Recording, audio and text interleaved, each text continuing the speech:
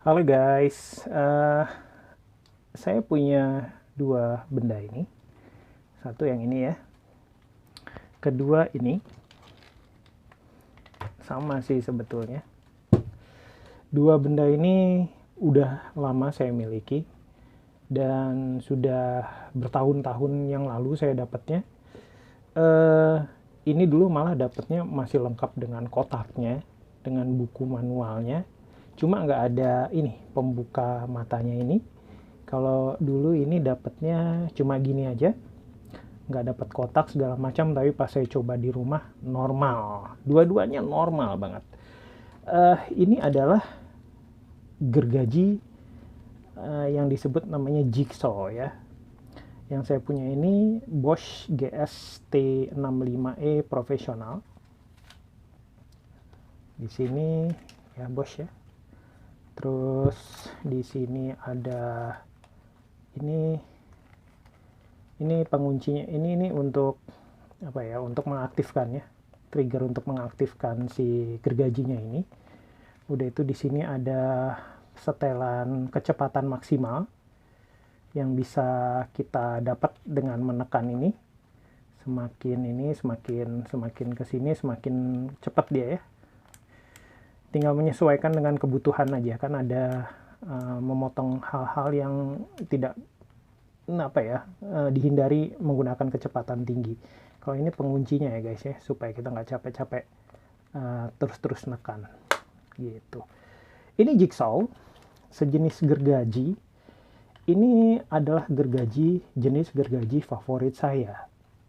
Dan mohon maaf ya, sebelum saya lanjutkan, ini bukan review soal detail mengenai Bosch ini atau Makita yang saya punya ini, Makita 4300 BV ini ya. Tapi ini cuma sekedar cerita-cerita aja tentang barang yang saya dapat, karena memang saya bukan ahli power tool seperti ini. Saya cerita aja apa yang saya dapat, terus mungkin pengetahuan sederhana aja, pengetahuan nggak mendetail ya. Saya yakin di luar sana banyak ahlinya, juga banyak channel-channel mungkin yang memang ahli membanding-bandingkan. Kalau saya sih tidak seperti itu, cuma cerita aja. Jadi kenapa saya suka banget sama gergaji ini? Saya merasa setiap rumah seharusnya, kalau memang bukan tukang kayu, tapi kalau pengen punya gergaji, saya menyarankan sih kalau bisa beli gergaji yang model kayak gini aja. Kenapa? Karena juga saya dulu waktu beli ini akhirnya saya tahu, dengan satu gergaji ini kita bisa melakukan banyak hal sekaligus. Kita bisa motong lurus, kita juga bisa motong melengkung. Udah itu memotong kayu yang tebal juga, relatif tebal juga dia masih bisa. Nggak harus melulu triplex yang tipis ya. Saya pernah motong kayu setebal ini juga dia masih bisa, masih kuat. Jadi untuk kebutuhan standar rumahan yang memang tidak ahli kayu banget sih, ini akan sangat membantu.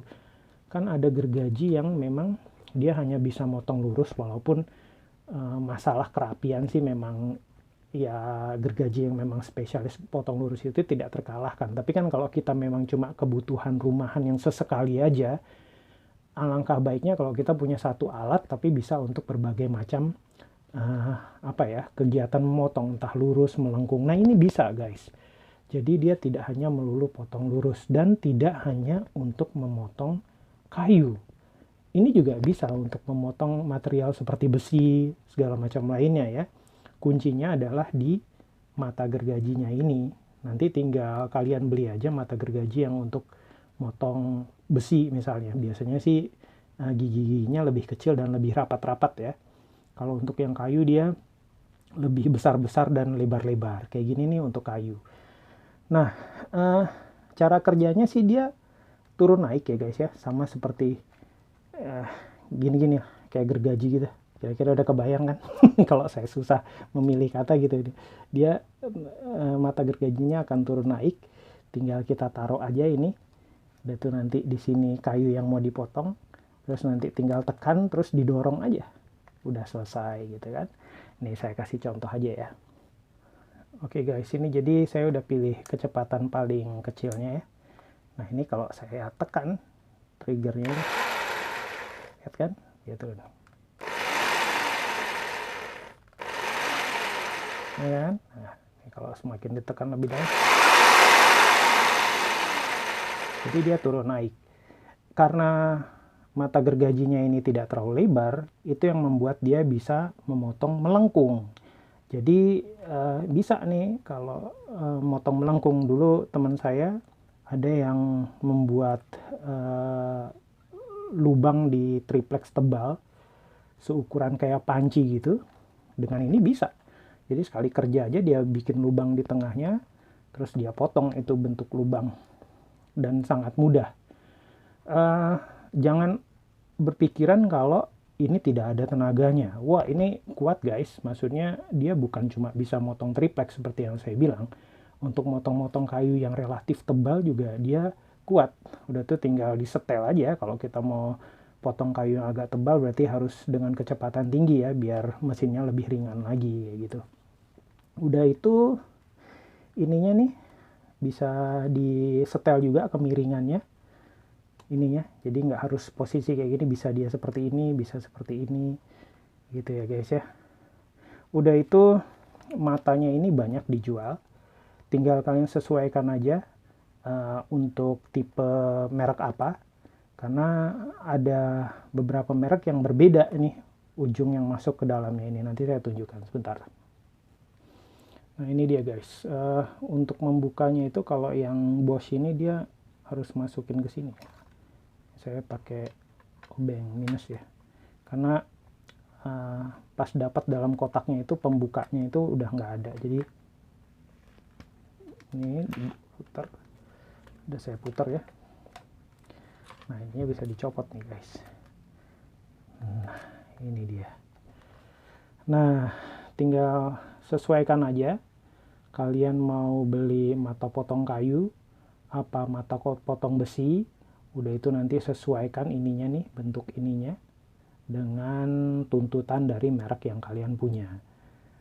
Saya punya ini sekarang ini Bosch, yang ini Makita. Kayaknya ujungnya berbeda deh dia, kayaknya ya. Iya, ini kayaknya sistem jepit gitu. Dibuka dulu di sini, terus dimasukkan ke sini. Kalau yang ini kayaknya lebih kelas beratnya ya, yang Makita 4300 BV, dan kayaknya setelah dulu saya pelajari ini produk yang cukup legendaris untuk jigsaw-nya Makita. Jadi saya ngerasa beruntung banget bisa ngedapetin Makita ini dalam kondisi normal.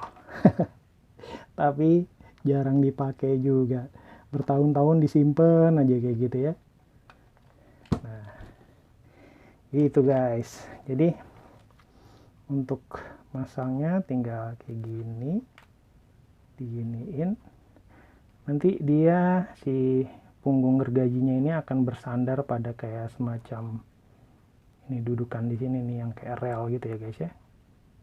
Jadi untuk menahan dia kalau kita dorong ke kayunya kan. Nah ininya harus rutin dilumasi, yang saya tahu ini harus rutin dilumasi guys dengan minyak ya, supaya dia nggak gampang aus dan tidak terkikis. Udah itu kita kencangkan.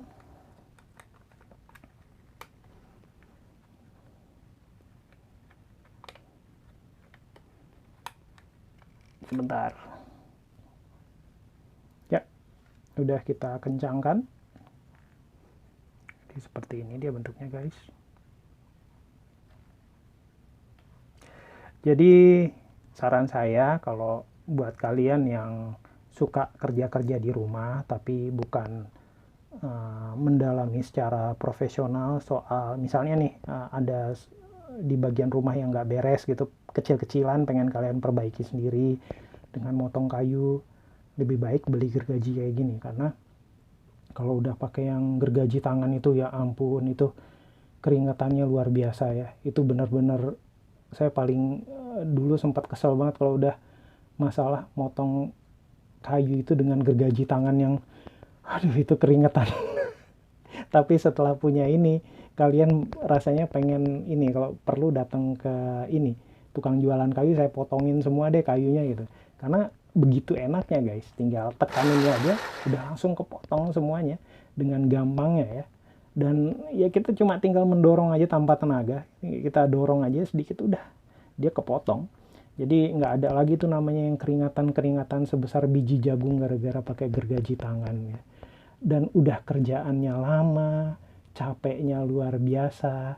Alangkah baiknya tuh kalau kalian punya dana, kalau suka kerja-kerja di rumah, beli deh alat-alat jigsaw seperti ini, karena buat kalian yang suka kerja-kerja kayu kayak gitu pasti akan sangat kebantu.